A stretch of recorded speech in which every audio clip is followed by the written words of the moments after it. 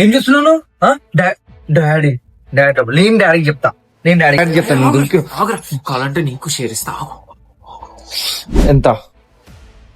నాకు 70, నీకు 30%. Okay daddy సరే 50-50.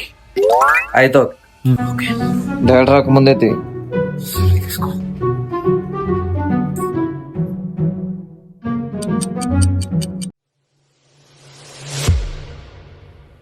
చిరా ఎద్దాడా, ఇందులో డబ్బులు ఎవడు తీశాడు?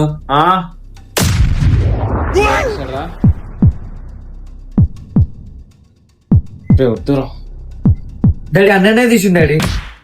నా కళ్ళలో తీసిన డాడీ. పెద్దోడా ఎందుకు డబ్బులు తీసావా? చెప్పు, డబ్బులు ఎంత తీసావరా? ఏం చేసినావు చెప్పు. డబ్బులు ఏం చేసినావు? అవసరం ఉంటే తీసుకుంటా డాడీ. అడగకుండా ఎట్లా తీసుకుంటారు అట్లా?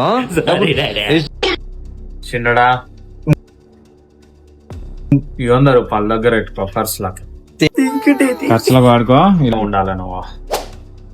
నువ్వు ఉన్నావు చూసి నేర్చుకో.